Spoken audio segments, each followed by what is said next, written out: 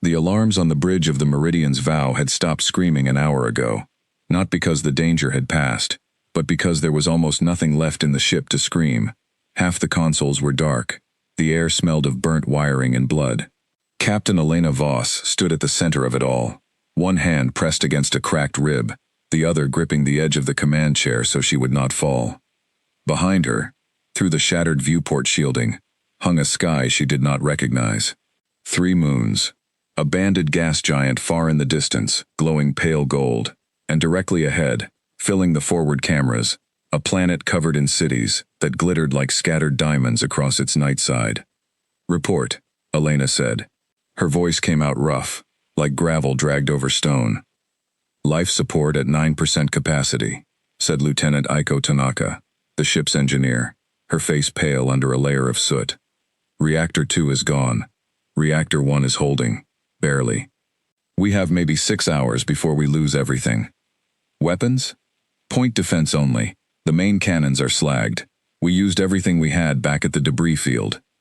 Elena closed her eyes for a moment. She could still see it, burned into the back of her eyelids, the swarm of black ships that had come out of nowhere, faster than anything human engineers had ever built, tearing through the Meridian's Vow's escort like paper. She had lost 11 ships in that battle, 11 crews, thousands of people she had trained with, eaten with, laughed with, all gone in less than 20 minutes. The Meridian's Vow had only survived because her navigator, a stubborn young man named Corwin Reyes, had rammed the emergency jump drive with his bare hands after the console exploded in his face, sending the ship into a blind, uncalculated fold through space. Nobody knew where that fold would take them. Nobody had time to care. Anything was better than staying to die. And now here they were, wherever here was. "Talk to me, Reyes," Elena said, turning to the navigation station, where the young man sat with bandages wrapped around both hands, his uniform sleeve cut away to expose burns that made her stomach turn. "Where are we?" "I don't know, Captain," Reyes said. "The jump wasn't calculated. It wasn't supposed to work at all. I just wanted us to be somewhere else." "You did good," Elena said, and meant it. "You got us out." "Captain," said the sensor officer, a quiet woman named Priya Nair, who had barely spoken since the battle began. "I'm reading over 400 contacts around the planet ahead. Ships. Big ones. They're not moving toward us yet, but they've locked something onto us. Some kind of scanning beam. I don't recognize the technology." Elena felt the old, familiar tightness settle into her chest, the one that came before every hard decision. "Are they hostile?" "I don't know," Priya admitted. "They haven't fired. They haven't hailed us either. They're just watching. Get me visual on the nearest ship." The forward display flickered, distorted, then resolved into an image that made the entire bridge crew go quiet. The ship was enormous, shaped like a curved blade, its hull the color of dark amber, covered in patterns that looked almost organic, like the shell of some vast insect. It dwarfed anything humanity had ever built, and there were hundreds of them, arranged in a slow, patient formation around the planet below, like sentries around a sleeping giant. "That's not a fleet," Aiko whispered. "That's a wall." Elena stared at the image for a long moment. Whatever this place was, it was not some quiet backwater world. This was a capital, a seat of power, and her broken, half-dead ship had fallen out of the sky, right into the middle of it, powerless to run, barely able to fight, utterly unable to hide. "Options," she said quietly, more to herself than to anyone else. "We could try to surrender," said her first officer, Marcus Webb, stepping up beside her. His arm was in a sling, his face a mess of small cuts from flying glass, but his voice was steady. "If they're advanced enough to build ships like that, they're advanced enough to have some concept of it. Or they see a stranger fall out of nowhere, with weapons still armed, however weak, and decide we're a threat to be erased before we cause trouble," Elena said. "We don't know their laws, we don't know their history, we don't know if they've been at war before, or if they've ever even imagined another species exists." "We don't have a lot of choices left, Captain," Aiko said gently. "The reactor is failing. We can't run, we can't fight. All we can do is talk, or wait to die." Elena looked around at her crew, 23 left, out of 140 who had started this patrol 6 months ago. Every one of them exhausted, injured, terrified, and still standing at their posts because there was nowhere else to stand. She thought of her daughter back on Earth, 7 years old, who thought her mother's ship was the biggest, strongest thing in the galaxy.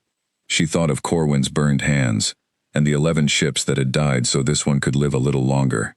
"Open every channel we have," Elena said. "Audio, visual, every frequency band we know. If they're listening, I want them to hear a voice, not a weapon." "Aye, Captain," said the communications officer, a thin man named Devon Okafor, his hands trembling slightly as he worked. "Channels are open. What do you want to say?" Elena straightened her spine, ignoring the pain in her ribs, and looked directly into the camera.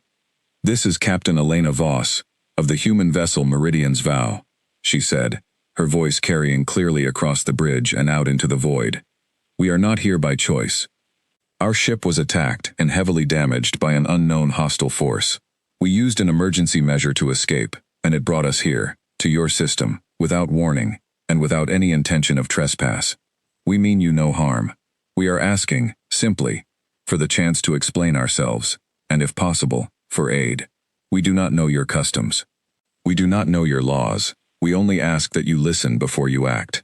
The message went out, translated by the ship's basic linguistic algorithms into every waveform pattern the sensors could detect, hoping something, anything, would carry meaning across the gulf between two species who had never met.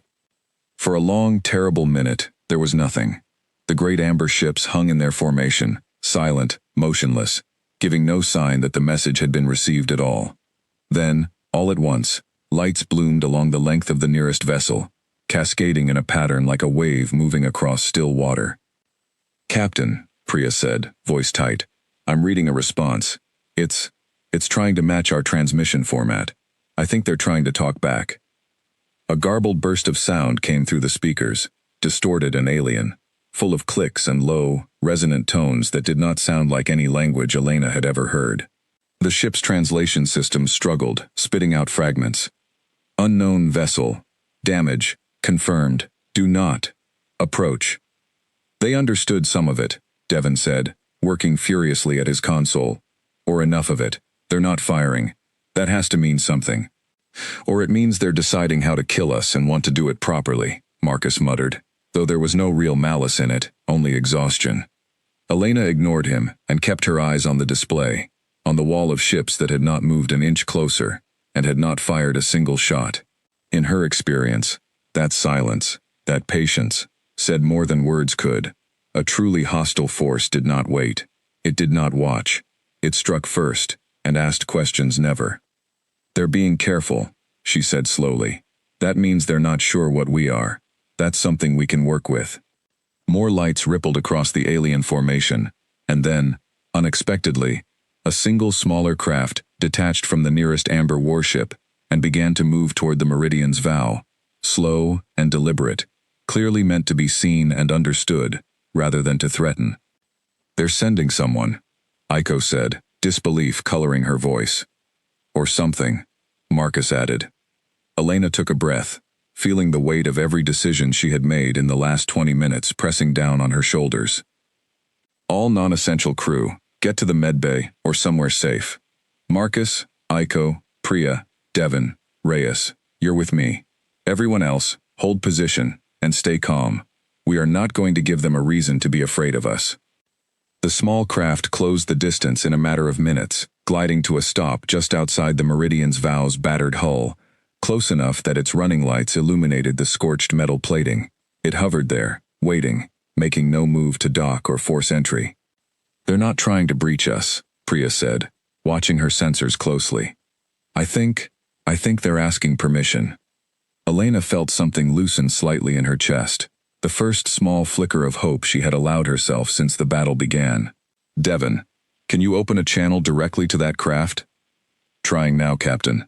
The connection crackled to life, and this time the voice that came through, though still heavily distorted, carried something unmistakably like caution, and perhaps even curiosity. "You say damaged, alone. We see this is true. We do not understand your kind. We have not met your kind. Why do you come to Visari Prime? Why do you come to the heart of the Kalor Compact?" Elena exchanged a glance with Marcus, who gave the smallest of nods. This was it. The moment that would decide whether her crew lived or died, whether humanity's first true contact with another intelligent species began with a handshake or a grave. We did not choose to come here, Elena said carefully, each word measured. We were attacked by an enemy, neither of us has named yet, a force that came from the dark with no warning and showed no mercy. In our desperation, we used a dangerous method to escape, one that could have torn our ship apart, and it happened to bring us to your system instead of oblivion. We are not scouts, we are not an invasion. We are the last survivors of a small patrol that no longer exists. All we ask is the chance to be understood before we are judged. There was a long pause. On the Meridian's Vows bridge, nobody breathed. You speak of an enemy that comes from the dark without warning, the voice said at last, and something in its tone had changed, grown heavier, more careful. We know something of this enemy already. We have lost outposts to such a thing in recent turnings. If your words are true, then perhaps you are not our enemy after all. But trust is not given. It is earned. You will be permitted to hold position. You will not be permitted to move closer to Visari Prime. A representative of the Compact will come to speak with you directly. Do not attempt to repair your weapons. Do not attempt further movement. This is the only mercy we can offer, until we understand what you are. The channel closed. Elena let out a long, shaking breath and turned to her crew, all of whom were staring at her with a mixture of exhaustion, fear, and something that might have been the first thread of hope any of them had felt in hours. They didn't shoot, Aiko said quietly. Not yet, Marcus said. They mentioned the enemy, Priya added, her brow furrowed in thought. The one that hit us. They said they've lost outposts too. Captain, if that's true, then we're not the only ones dealing with this.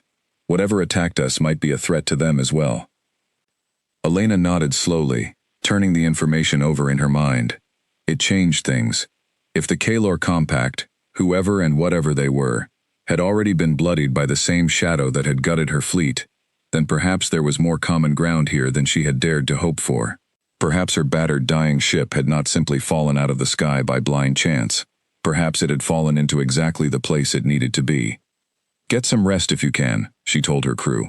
Whoever they send, we need to be ready to meet them as clearly and honestly as we can. No tricks, no half-truths.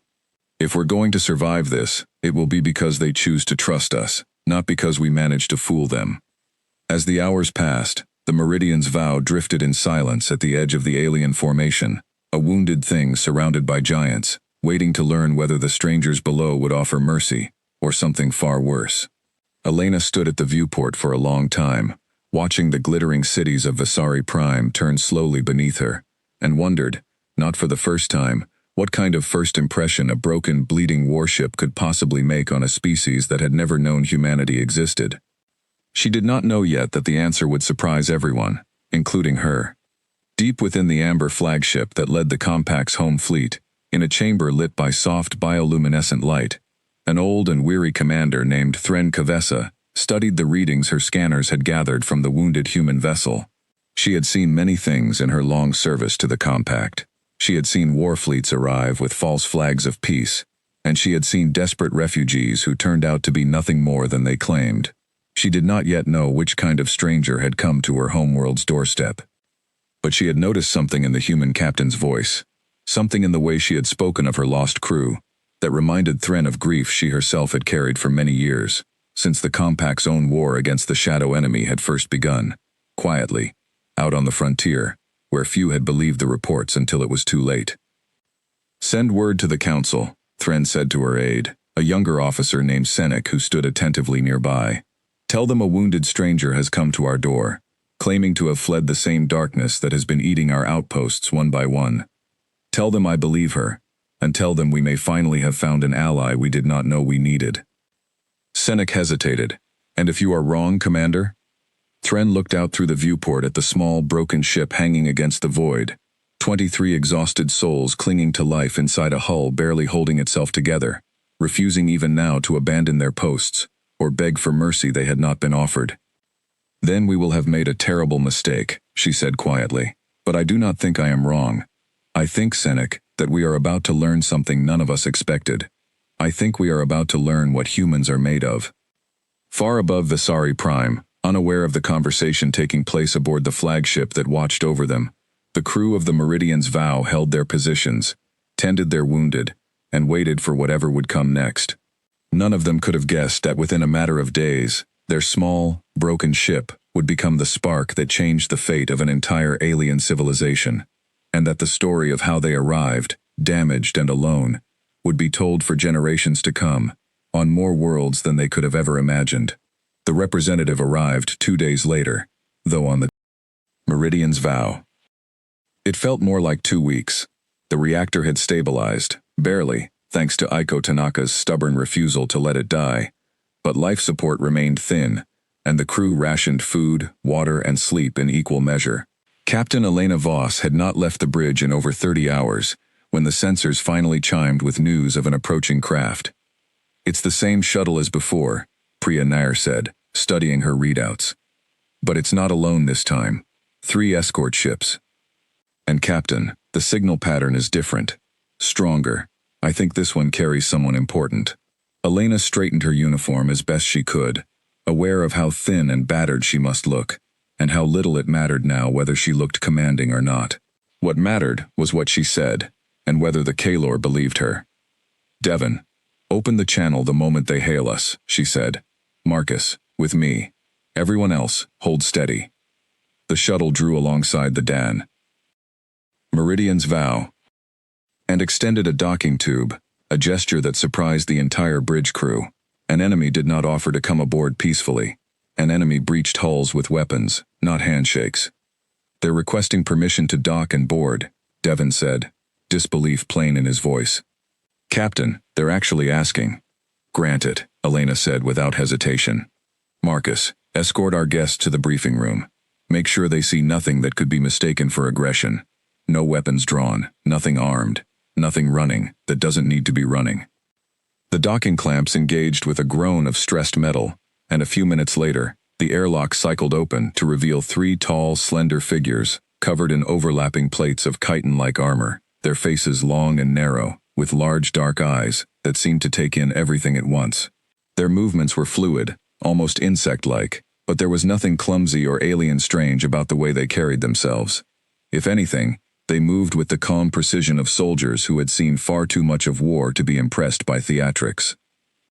At the front of the group stood an older figure whose armor bore intricate markings unlike the others, etched in patterns that caught the light strangely, almost like scars deliberately preserved rather than erased. Her eyes, when they settled on Elena, held a weight of appraisal that Elena recognized instantly. It was the look of a commander sizing up another commander. "I am Thren Kavessa," the figure said, her translator device rendering her words in flat, careful human speech. "Commander of the home fleet of the Kalor Compact, you are Captain Voss." "I am," Elena said, meeting her gaze without flinching. "Thank you for coming yourself, rather than sending only soldiers." Thren's mandibles clicked softly, a gesture Elena would later learn was the Kalor equivalent of a thoughtful pause. "I did not come only to inspect a wounded ship, Captain Voss. I came to see for myself what kind of creature speaks of grief so plainly to strangers, who could destroy her with a single order. That is not the behavior of a scout sent to spy, nor an invader sent to conquer. It is the behavior of someone who has nothing left to lose but the truth." "You're not wrong," Elena said quietly. "I lost 11 ships, and most of my crew 4 days ago. This is what's left. 23 people, a reactor that's barely holding, and no way home, even if we wanted to run." Thren studied her for a long moment, then gestured for her escorts to remain by the airlock as she followed Marcus deeper into the ship, toward the battered briefing room, where a single working display flickered with a static image of the battle that had nearly destroyed the Meridian's Vow. "Show me," Thren said simply. Elena nodded to Devon, who pulled up what little combat footage the ship's damaged sensors had managed to preserve. The image was grainy, half-corrupted, but unmistakable. Dozens of sleek black ships, their hulls seemingly woven from shifting shadow, tearing into the human fleet, with weapons that did not fire so much as unravel whatever they touched. Ships broke apart not in explosions of fire, but in strange, silent disintegrations, as though matter itself were being consumed rather than destroyed. Thren went very still as she watched, her large eyes narrowing, her plated hands curling slightly at her sides. "The unmaking," she said softly, almost to herself. "You know them," Elena said. It was not a question. "We have fought them at the edges of our territory for 11 turnings," Thren said, her voice tight with old anger. "We call them the unmaking because that is what they do. They do not conquer worlds. They do not enslave populations. They simply erase what they find, ship, station, sometimes entire small colonies, and move on, leaving nothing behind to explain why. We have lost 18 outposts to them. We have never seen them retreat, and we have never seen them show mercy, curiosity, or reason. We had begun to believe we were the only ones who had encountered them." "You're not," Elena said. "And if they're expanding this far, that means whatever territory used to separate us from you is shrinking. They're pushing inward from both directions." Thren's dark eyes fixed on her with new intensity. "You understand the strategic weight of what you are telling me?" "I do," Elena said. "It means your enemy, and my enemy, might be the same enemy. And it means the two of us finding each other, however it happened, might matter a great deal more than either of us expected." For a long moment, silence hung over the briefing room, broken only by the faint hum of the ship's failing systems. Thren looked from the flickering display to Elena, and then, unexpectedly, made a gesture Elena did not recognize, both hands opening outward, palms up. "That is a gesture of trust among my people," Thren explained, seeing Elena's confusion.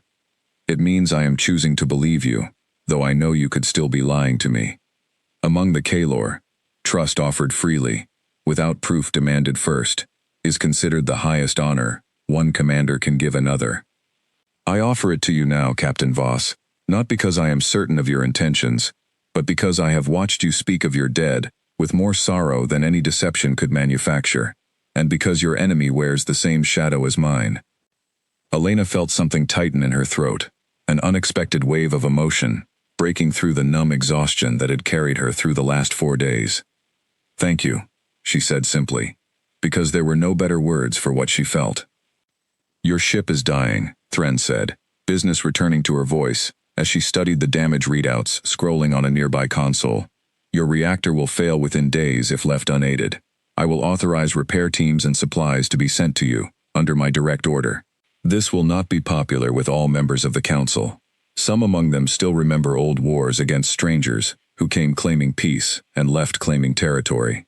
You will need to prove yourself to more than just me before this alliance, if it becomes one, is secure." "I understand," Elena said. "We're not asking for charity. If there's a way for my crew to help, to earn that trust, we will." Thren's mandibles clicked again, something that might have been the beginning of respect. "There may be such a way, Captain Voss, but first, your crew must survive. A dead ally serves no one. Rest. Accept the aid I send. We will speak again once you are stronger." Over the following days, Kalor engineering crews worked alongside Aiko Tanaka and the remaining human engineers, exchanging technical knowledge in halting, translator-assisted conversations that gradually grew more fluent as both sides adapted to each other's terminology. It was slow, careful work, built on small moments of trust. A Kalor technician showing Aiko how their reactor stabilization fields worked. Aiko in turn explaining the quirks of human fusion drives, both sides realizing, bit by bit, that despite the vast differences in biology and culture, the language of engineering, of solving problems and keeping people alive, translated more easily than either had expected. Elena, meanwhile, found herself in a growing number of meetings, first with Thren alone, then gradually with other members of the Kalor Council, cautious officials who studied her with open suspicion, asking pointed questions about human history, human warfare, human ambition. She answered honestly, even when the honesty was uncomfortable. She spoke of Earth's old wars, its mistakes, its slow and painful progress toward unity. She spoke of the Unmaking's attack, of the 11 ships and the friends she had lost, without trying to hide the fear and grief that still lived just under her composure. It was during one of these meetings, held in a grand chamber deep within the compact's capital city, that a council member named Yoral Ith, sharp-eyed and openly skeptical, finally voiced the question that had clearly been circling the room since the human captain's arrival. "You say your kind has fought amongst itself for most of its history, Uriel said, his translator rendering the words with a faint edge of challenge. You say you have fought wars over land, over resources, even over belief. Why should the Compact welcome such a species into any alliance? What guarantee do we have that once your ship is repaired, once your kind gains a foothold in our space, you will not turn your ambitions toward conquest, as you have so often turned them upon each other? The chamber went quiet, every eye turning to Elena. She felt the weight of the question, felt how much rode on her answer, and resisted the urge to reach for something clever or diplomatic. Instead, she simply told the truth. You're right, she said.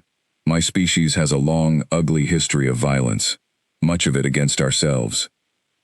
I won't pretend otherwise, because you would see through the lie eventually, and it would cost us far more than the truth costs us now. But I'll tell you what I know for certain. 4 days ago, a shadow tore through my fleet and killed thousands of people I knew personally, people I trained with, ate meals with, buried friends beside. I did not come to your capital planning conquest. I came here broken, dying, with 23 survivors, and no weapons left worth firing. If I wanted your world, Counselor Uriel, I could not have taken it if I tried. All I have to offer you is the truth of what my enemy is, and the hope that by facing it together, both our peoples survive long enough to matter. Uriel studied her for a long moment, his sharp eyes unreadable, before finally sitting back in his seat without further challenge. Beside Elena, Thren allowed herself the faintest flicker of something that might have been approval. Later that evening, as Elena walked with Thren along a high balcony overlooking the glittering capital city of Visari Prime, the Kalor commander spoke more freely than she had in any formal meeting. You surprised the council today, Thren said. Many expected you to promise safety you could not guarantee, or to minimize your history to seem less threatening. Instead, you gave them the ugliest truth you had, and let them judge you by it. Lies don't hold up well under pressure, Elena said, looking out at the city lights. And I think you Kalor can tell the difference between honesty and performance better than most species could. You've been fighting the unmaking long enough to know when someone's telling you what you want to hear, and when someone's telling you what's actually true. That we have, Thren admitted. 11 Turnings of War teaches a species to listen carefully for lies. It also teaches a species to recognize desperation when it sees it, and to recognize courage as well. Your crew has shown both in equal measure since you arrived, Captain Voss. That has not gone unnoticed. Elena allowed herself a small, tired smile. We're not trying to impress anyone, Commander. We're just trying to survive, and to be worth trusting while we do it. Perhaps, Thren said, that is precisely why you have succeeded so far, where more careful diplomats might have failed. Below them, the city continued its quiet nighttime rhythm, unaware that far above, in the orbit surrounding their world, a wounded human ship and a wary alien fleet were slowly, carefully, building something neither side had expected to find. The beginning of an alliance forged not from strength, but from shared grief, shared danger, and the simple, stubborn honesty of a captain who refused to pretend her people were anything other than what they truly were. Neither Elena nor Thren could yet know how soon that fragile trust would be tested, nor how close the shadow they both feared was already drawing to the heart of the Kalor Compact. But for the first time since the battle that had nearly ended everything, Elena allowed herself to hope that her crew's survival might mean more than simply staying alive. It might mean the beginning of something the galaxy had not yet seen, humanity, and an alien civilization, standing together against a darkness that respected no borders and showed no mercy to either side. 3 weeks passed before the Meridian's vow was fit to fly under her own power again, and in that time, the relationship between her crew and the people of the Kalor Compact changed in ways none of them had expected. It began with small things.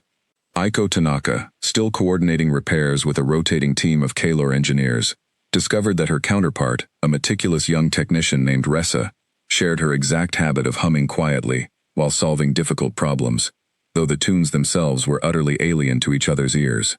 Aiko taught Ressa an old human folk song about sailors lost at sea, and Ressa, in turn, taught Aiko a Kalor lullaby about a swarm returning home after a long migration.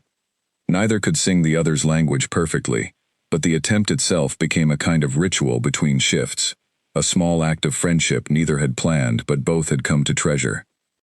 Corwin Reyes, still healing from the burns that had saved the ship, spent long hours in the medical bay, being treated by Kalor physicians, whose biology was different enough from human anatomy that early treatments had required careful, patient study on both sides.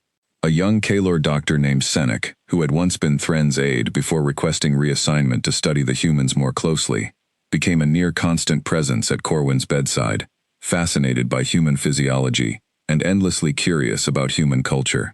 Corwin, bored and restless during his recovery, taught Senek to play cards, and Senek, delighted by the concept of a game built entirely around bluffing and reading intentions, quickly became far better at it than Corwin ever expected, given how skilled the Kalor already were at detecting deception in others.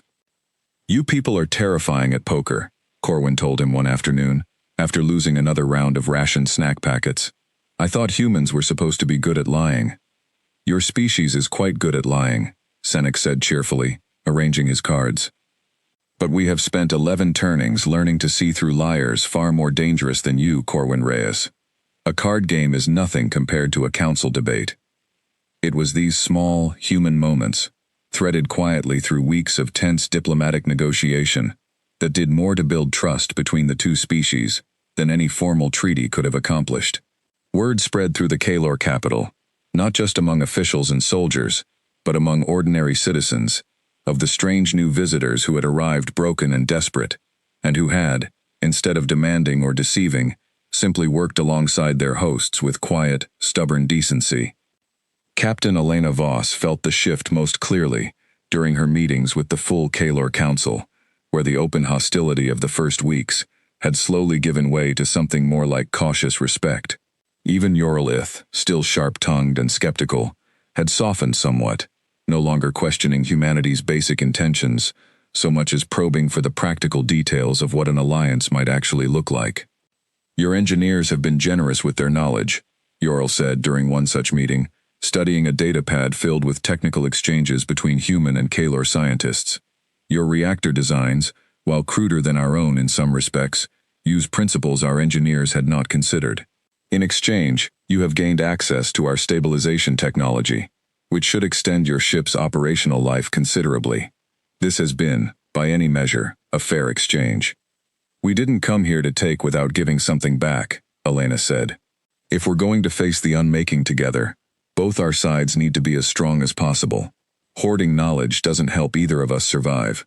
Thren Kavessa, seated at the head of the council table, allowed herself a small, satisfied clicking of her mandibles. "This is precisely the attitude that has earned my trust, Captain Voss, and increasingly, the trust of this council. But I did not call this meeting only to discuss engineering exchanges. There is a more urgent matter we must address." The room's atmosphere shifted immediately, the easy warmth of the previous minutes replaced by tense attention. Thren gestured, and a large holographic display flickered to life above the table, showing a star map marked with numerous small red indicators scattered across a wide swath of territory. "These are confirmed unmaking incursions over the past 2 turnings," Thren said. "Each red mark represents an outpost, a colony, or a patrol lost entirely, with no survivors and no explanation beyond the same silent devastation your own fleet witnessed. Until recently, these incursions remained confined to our outer territories, far from Visari Prime itself." She gestured again, and a new indicator appeared, closer to the center of the map, uncomfortably near the marked position of the Kalor capital system. "3 days ago, we lost contact with an observation post along our inner defensive perimeter," Thren continued. "A perimeter that has never before been breached in the 11 turnings of this war. We do not yet know for certain that this is the work of the unmaking, but the timing, so soon after your own encounter, concerns me greatly." Elena felt a cold weight settle into her stomach. "You think they followed us here?" "I think it is possible," Thren said honestly. "Whatever attacked your fleet clearly possesses capabilities beyond what we have previously observed from the unmaking. Capabilities that allowed them to overwhelm 11 human warships in a matter of minutes. If such a force has expanded its reach far enough to threaten the heart of our territory, then all of our efforts toward alliance and cooperation may soon be tested far sooner than any of us anticipated." The council chamber fell into uneasy silence. Elena glanced around the table, seeing the same grim understanding reflected in every alien face, the recognition that whatever fragile peace they had built over these past weeks was about to be measured against the one thing that mattered most, whether it could survive contact with the enemy that had brought them together in the first place. "What do you need from us?" Elena asked quietly. "Time, mostly," Thren said. "Time to properly evaluate this threat, time to prepare our defenses, and if it comes to conflict, time to determine whether our combined forces stand a better chance than either of us would alone. Your ship, though damaged, carries knowledge of this enemy that no other compact vessel currently possesses. Your crew has faced the Unmaking directly and survived, which is more than any Kalor fleet has managed in recent memory. If you are willing, Captain Voss, I would ask that your remaining combat data and your crew's first-hand experience be shared fully with our defense command." "Of course," Elena said without hesitation. "Anything that helps us understand what we're facing, you'll have access to. But I'd also ask something in return." "Name it," Thren said. "Let my people fight alongside yours, if it comes to that," Elena said. "Not as guests hiding behind your defenses, but as allies standing beside you. My crew has already faced this enemy once. We know what it costs to underestimate them. If the Unmaking comes here, to your capital, I don't intend to watch from the sidelines while your people bleed for a fight my species helped bring to your doorstep." A murmur passed through the council chamber at this, and Elena caught the flicker of something complicated crossing several alien faces at once. Surprise, perhaps, or something closer to genuine respect. Even Ural Ith, watching her closely, said nothing to challenge her request. Thren studied Elena for a long moment before finally nodding, slow and deliberate. "It will be done, Captain Voss. Your ship's reactor should be stable enough for limited combat operations within the week, and your point defense systems have already been reinforced with Kalor technology, thanks to the efforts of your engineer Tanaka and our own teams. Whether this proves to be wisdom or folly, I believe your crew has more than earned the right to stand with us, should the darkness truly be coming." That night, Elena stood alone on the docking platform overlooking her ship, watching the scorched hull of the Meridian's Vow. Silhouetted against the lights of the Kalor capital far below, the repairs were extensive, patches of unfamiliar amber alloy grafted alongside human steel. The two technologies fused together in a way that seemed almost symbolic of everything that had happened since her ship first arrived, broken and desperate, in a sky full of strangers. "You look troubled, Captain Voss," came a familiar voice from behind her. Thren approached quietly, her armored footsteps soft against the metal platform. "I'm thinking about the 11 ships we lost," Elena said. "About how easily the Unmaking tore through us, and how little warning we had before it happened. If they're coming here next, to your capital, I don't know if what we've built in these past few weeks will be enough to stop them." "Perhaps not," Thren admitted, coming to stand beside her. "But I have fought this war for 11 turnings, Captain Voss, and I will tell you something I have learned in all that time. The Unmaking does not simply seek to destroy. It seeks to erase the possibility of resistance, to make certain no one is left who might learn from what happened and grow stronger because of it. Every outpost we have lost, every silence where a colony once stood, has taught us something, however small, about how they operate, what patterns they follow, what weaknesses they might possess. And you think our arrival taught you something too," Elena said. "I think your arrival taught us that we are not the only ones who have suffered at their hands," Thren said. "And more than that, I think it has taught my people something we had nearly forgotten after 11 turnings of grinding, lonely war. That even in the face of an enemy that shows no mercy, cooperation and honesty between strangers remains possible.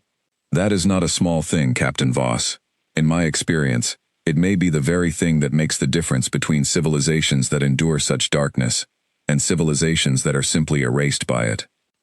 Elena said nothing for a long moment, watching the lights of the alien capital shimmer below, thinking of her daughter back on Earth, of the 11 ships and thousands of lives already lost to the shadow now creeping toward this beautiful, glittering world she had never expected to call anything close to home. "Whatever happens," she said finally, "my crew stands with yours. We didn't come here looking for a war to fight, Commander Thren. But if it comes to your doorstep because of what followed us, then we'll be here, standing beside you, until it's finished, one way or another."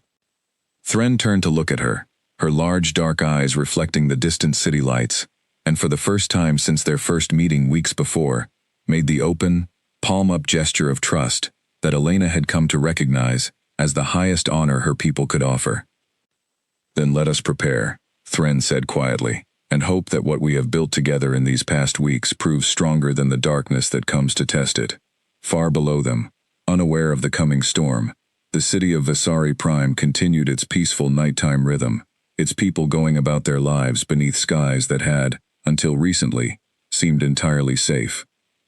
Neither Elena nor Thren could know exactly when the unmaking would arrive, nor in what strength, but both understood, standing together in the quiet darkness above the capital, that whatever came next would test everything they had built, and everything they still hoped to become. The warning came 6 days later, in the middle of the Visari Prime night cycle, when most of the capital's citizens were asleep and unaware that their world's fragile peace was about to end. Captain Elena Voss was in the command chair of the Meridian's Vow. When the alert came through, jolted awake by the sharp chime of an emergency channel opening without warning, Thren Kavessa's voice, tight and urgent, filled the bridge. "Captain Voss, our outer sensor network has detected a large contact group entering the system, moving on a direct approach vector toward Visari Prime. Signature matches the unmaking. Estimated arrival at the capital in approximately 4 hours." Elena was on her feet instantly, the last traces of sleep burning away in an instant. "How many ships?" "Preliminary count suggests between 60 and 80 vessels," Thren said, "though our sensors have historically underestimated unmaking numbers before contact. This is by far the largest force they have ever committed to a single engagement in 11 turnings of war." Around the bridge, the remaining crew of the Meridian's Vow were already moving, pulling on duty uniforms, checking stations, faces set with the particular calm that came from having already faced this enemy once and survived. Elena felt a fierce, complicated pride swell in her chest as she watched them, 23 exhausted survivors who had rebuilt themselves and their ship in the space of a few short weeks, preparing once more to stand against the thing that had nearly destroyed them. "Status on our own systems," Elena said. "Reactor at 81% and holding steady," Aiko Tanaka reported from engineering. "Point defense is fully operational, reinforced with Kalor targeting systems. Main cannons are still offline, Captain. We didn't have time or materials to fully rebuild them." "Understood," Elena said. "We fight with what we have." Reyes, status on navigation. "Fully operational, Captain," Corwin Reyes said, his bandaged hands moving steadily across the repaired console. "Whatever happens, we can move where we need to." Elena turned back to the comm channel. "Commander Thren, what's the Compact's battle plan?"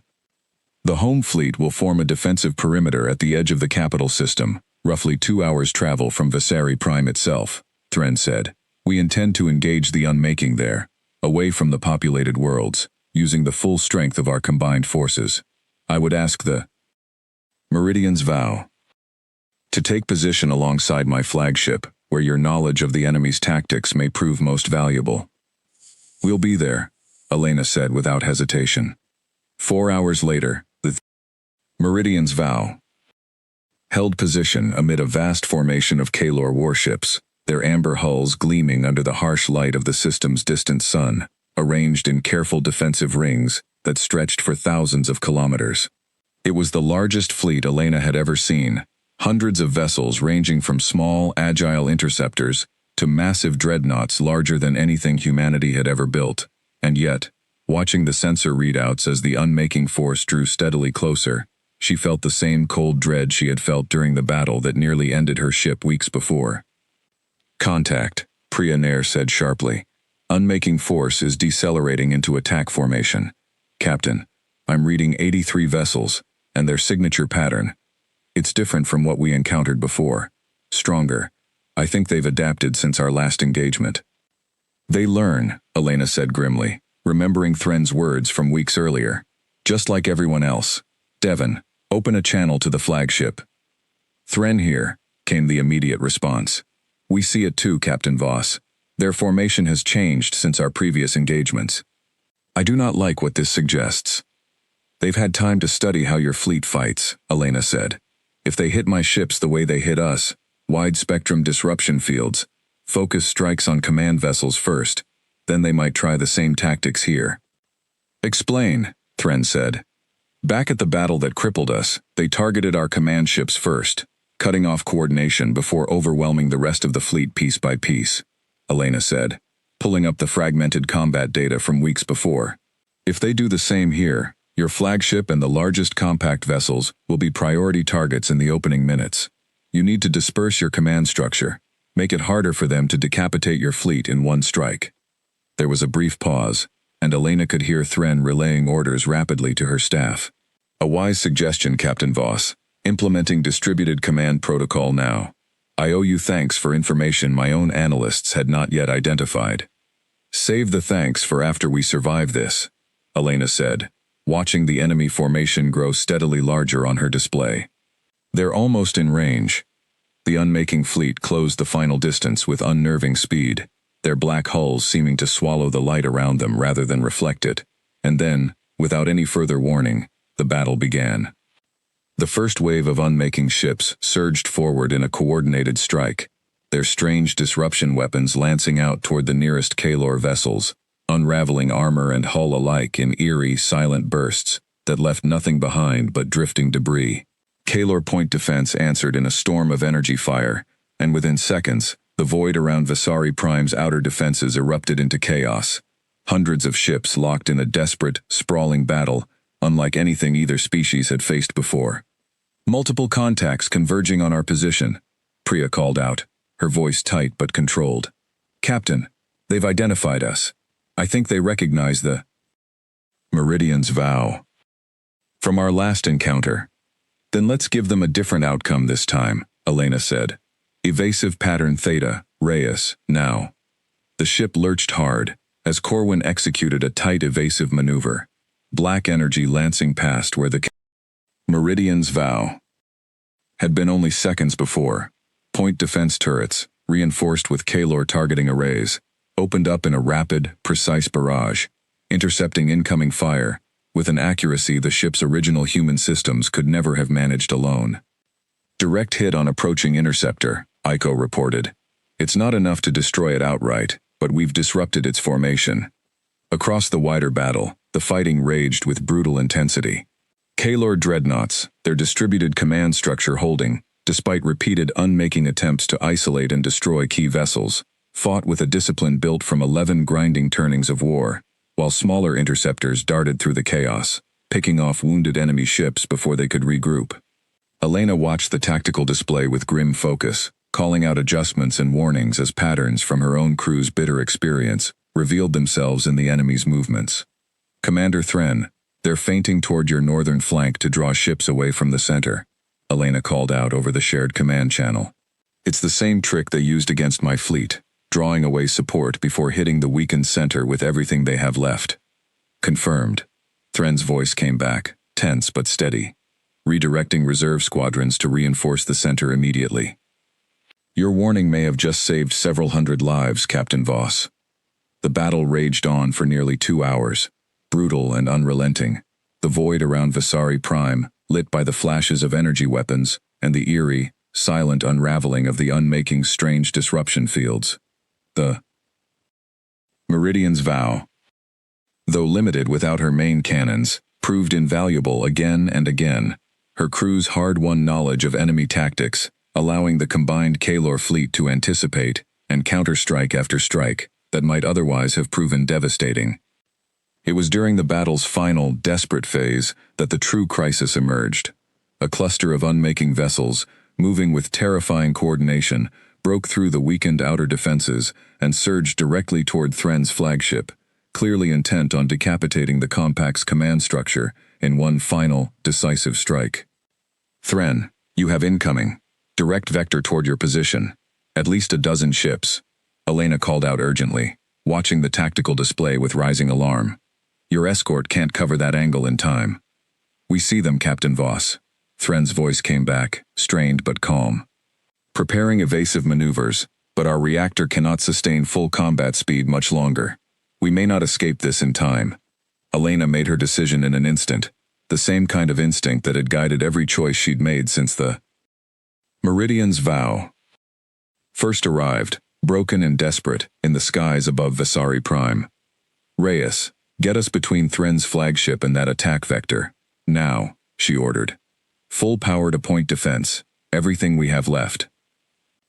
Captain, that puts us directly in their firing line, Marcus Webb said sharply, though he was already moving to reinforce the ship's shields as he spoke. I'm aware, Marcus, Elena said. Do it anyway. The Meridian's vow surged forward, her damaged frame groaning under the strain, placing herself squarely between the oncoming unmaking strike force and Thren's vulnerable flagship. Point defense turrets blazed with everything the ship could muster, and for a long, brutal minute, human and Kaelor weapons fire filled the void as the small, battered vessel absorbed strike after strike meant for the heart of the compact's command. Shields at 40%, Aiko called out, strain evident in her voice. 30%. Captain, we can't hold this much longer. Just a little more, Elena said through gritted teeth, watching as Kaelor reinforcements finally began closing the distance, drawn by the sight of the human ship's desperate defense. Just enough time for Thren's escort to reach her. The reinforcements arrived at the critical moment, a wave of Kaelor interceptors slamming into the unmaking strike force from the flank, breaking their coordinated assault and scattering the surviving enemy vessels into full retreat. Across the wider battle, similar breaks began appearing in the unmaking formation, their strange, silent ships withdrawing in increasing numbers, as the combined human and Kaelor defense proved far more resilient than whatever calculations had brought them to Visari Prime in the first place. Within another hour, the last of the unmaking force had vanished back into the dark from which it came, leaving behind a battlefield scarred with wreckage from both sides, but with the capital of the Kaelor compact still standing, still glittering safely on its world far below. On the battered bridge of the Meridian's vow. Elena Voss sank back into her command chair, breathing hard, watching the aftermath of the battle scroll across her damaged displays. Around her, exhausted crew members allowed themselves the first real relief they had felt in hours, some laughing weakly, others simply sitting in stunned silence at having survived. The comm channel chimed, and Thren Kavessa's voice came through, quieter now, stripped of the tension that had filled it throughout the battle. Captain Voss, she said, you placed your ship, and your crew, between my flagship and certain destruction. You did this knowing your vessel could not withstand a sustained assault, knowing the cost such a choice might carry. You'd have done the same for us, Elena said simply. Perhaps, Thren said, but I did not expect it. Not truly. Not until I saw it happen with my own eyes.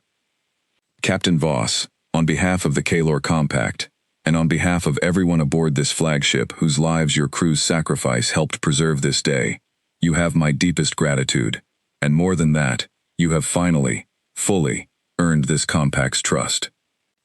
Elena closed her eyes for a moment, thinking of the 11 ships and the thousands of lives lost weeks before, thinking of everything her crew had endured to arrive at this moment, battered but alive, standing beside allies who had, against every expectation, become something very much like friends. Thank you, Commander, she said quietly. Now let's make sure this alliance means something lasting, so that what happened today, what happened to my first fleet, doesn't happen again to anyone else. Below them, the city lights of Visari Prime continued to glitter peacefully in the aftermath of the battle, unaware of just how close they had come to disaster, and unaware that the strange, broken human ship that had arrived so unexpectedly weeks before had just become the single most important reason their world still stood. In the weeks following the battle above Visari Prime, the story of the wounded human ship and its small, exhausted crew spread across every corner of the Kaelor Compact, told and retold, until it became something closer to legend than simple fact. Citizens who had never seen a human in person spoke of Captain Elena Voss and her crew with a strange mixture of awe and gratitude, of the small, broken vessel that had placed itself between the Compact's flagship and certain destruction, asking nothing in return but the chance to be trusted. Captain Elena Voss found the attention deeply uncomfortable. She had never set out to become a symbol of anything. She had simply made the only choice she could live with, the same choice any decent commander would have made in her position. But she understood, watching the shift in how ordinary Kaelor citizens looked at her crew when they walked through the streets of the capital, that something important had changed, something that went far beyond the fate of one small ship or one battle. You look tired of being thanked, Thren Kavessa observed one evening, finding Elena alone on the same high balcony, where they had once spoken quietly before the battle, watching the same glittering city lights below. "I'm tired of people acting like we did something extraordinary," Elena admitted. "We just did what needed doing. Every crew, human or Kalor, would have done the same in our position."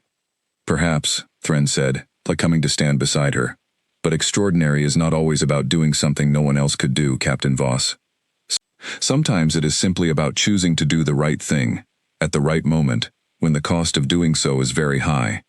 That is rarer than you seem to believe, even among my own people, even after 11 turnings of war." Elena said nothing for a long moment, considering this. Below them, the city continued its evening rhythm, safe now, in a way it had not been safe just weeks before, thanks in no small part to the sacrifice her crew had been willing to make. "What happens now?" she asked finally. The unmaking retreated, but they didn't stop existing. "They'll come back, eventually. Maybe here. Maybe somewhere else along your border. Maybe somewhere in human space we haven't even discovered yet. That is precisely what the Council wishes to discuss with you," Thren said. "A formal proposal has been drafted, one that I believe you will find both an honor and a considerable responsibility." 2 days later, Elena found herself once again in the Grand Council chamber, standing before the full assembly of Kalor leadership, including Yorel Ith, who studied her now with none of the open suspicion that had marked their earlier meetings. "Captain Voss," Yorel said, rising to address her directly, "the Council has spent considerable time discussing the events of recent weeks, from your ship's unexpected arrival, to the battle that nearly cost us our capital, to the sacrifice your crew made in defense of our home fleet's command. We have reached a decision, one I confess I did not expect to support so fully when your ship first appeared in our skies." He gestured, and a holographic display illuminated the chamber, showing a formal document rendered in both Kalor script and, remarkably, careful human lettering, clearly prepared with significant effort to bridge the gap between both languages. "The Kalor Compact wishes to formally establish diplomatic and military alliance with the human species," Yorel continued, "beginning with full cooperation between our defense forces against the shared threat of the unmaking, and extending to open exchange of knowledge, technology, and culture between our peoples. We would ask that your government, whatever remains of it reachable from this system, be informed of this proposal, and that the Meridian's vow serve as the first official vessel of this new alliance, a symbol of what cooperation between our species can achieve." Elena felt the weight of the moment settle over her, heavier, and more significant than any battle she had fought in recent weeks. This was no longer simply about her crew's survival, or even about the safety of one alien capital. This was the beginning of something that would reach far beyond this system, back to Earth itself, to a species that did not yet know that first contact had already happened, that humanity's fate had already begun quietly intertwining with that of a compact of insectoid warriors, who had learned, through hard experience, exactly what courage and honesty looked like when tested by the same shadow that threatened them all. "I accept, on behalf of my crew," Elena said, her voice steady, despite the enormity of what she was agreeing to. "But I need to be honest with you, as I've tried to be honest since the day we arrived. I don't have the authority to speak for all of humanity. My government doesn't even know you exist yet. All I can promise is that when we find a way to send word home, we'll tell them exactly what happened here, exactly what kind of people you are, and exactly why this alliance matters. That is all we ask," Thren said, rising from her seat to stand beside Yorel. "Trust built between individuals must eventually become trust built between civilizations, Captain Voss. You and your crew have shown us, through action rather than mere words, that humanity is capable of honesty, sacrifice, and genuine friendship, even toward strangers who owed you nothing. We ask only that your people, once they learn of us, prove capable of the same." In the months that followed, as human engineers worked alongside Kalor scientists to construct a long-range communication array capable of reaching the distant edges of human space, the crew of the Meridian's vow became something like local celebrities throughout the compact capital, their faces recognized in the streets, their names spoken with genuine warmth rather than mere curiosity. Aiko Tanaka continued her collaboration with Ressa, the two of them eventually publishing a joint paper on hybrid reactor stabilization techniques, that would go on to influence engineering design across both civilizations for years to come. Corwin Reyes, fully healed, became something of an informal ambassador himself, teaching human card games to increasingly enthusiastic groups of young Kalar recruits, his easy friendship with Senek growing into a partnership that would eventually see both of them working together within the newly formed Joint Defense Command. Captain Elena Voss, meanwhile, found herself increasingly drawn into the delicate, careful work of building something lasting between two species, who had, until recently, not even known the other existed.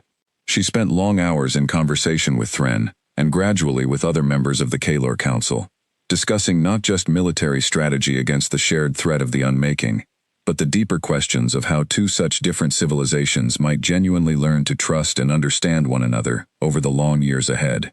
It was nearly 6 months after the Meridian's vow first arrived, damaged and alone, in the skies above Visari Prime, that the newly completed communication array finally succeeded in reaching the distant edge of human space, carrying with it a message that would change the course of both civilizations forever.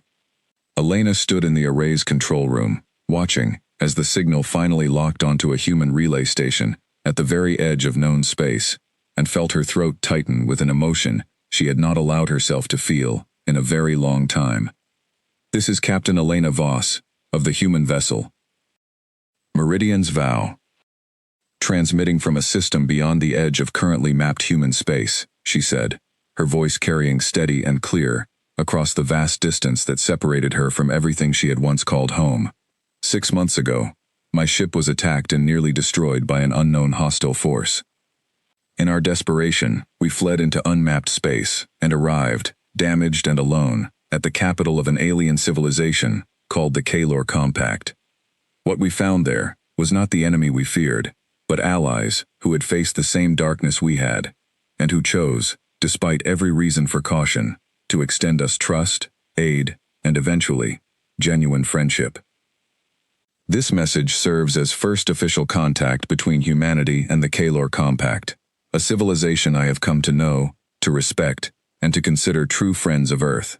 I am transmitting full details of the threat we both face, along with everything we have learned of this enemy, in the hope that humanity will recognize, as I have, that we are not alone in this galaxy, and that some of the strangers waiting to be found may prove to be exactly the allies we did not know we desperately needed.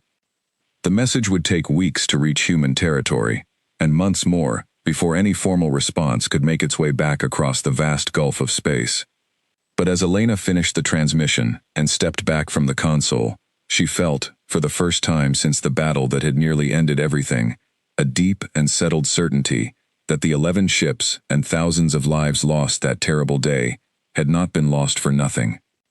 Later that evening, she found Thren waiting for her, on the same high balcony where they had shared so many quiet conversations over the past months. The city of Visari Prime spread out beneath them, in its familiar, glittering peace. "The message is sent," Elena said, coming to stand beside her old friend and ally. "Whatever happens now, humanity will know you exist. They'll know what you did for us, what your people risked, trusting a broken ship full of strangers, when you had every reason to destroy us instead. And they will know what your crew risked for us in return," Thren said quietly.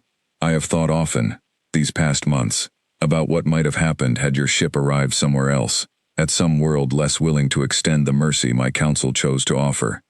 I have thought, too, about what might have happened had your crew been anything other than what you are, honest, even when honesty cost you dearly, brave, even when bravery meant standing directly in harm's way, for people you had known only a matter of weeks. We got lucky," Elena said. "Lucky that your people chose curiosity over fear. Lucky that Corwin's desperate jump brought us here instead of somewhere far worse." "Perhaps there was luck involved," Thren said, "but I have come to believe, Captain Voss, that luck alone does not explain everything that has happened since your ship first appeared, damaged and alone, in our skies. Sometimes, I think, the galaxy simply finds a way to bring together those who need each other most, at exactly the moment they need each other, whether by chance, by fate, or by something else entirely, that neither of our species yet fully understands."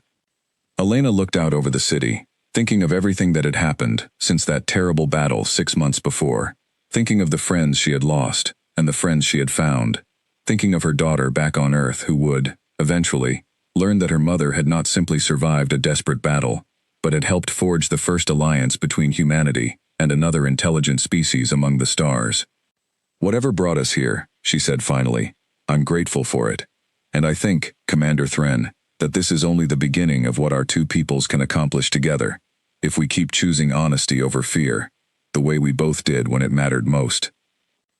Thren made the familiar gesture of trust, palms opening outward toward the star-filled sky, and Elena, having learned its meaning well over these past months, returned it in kind.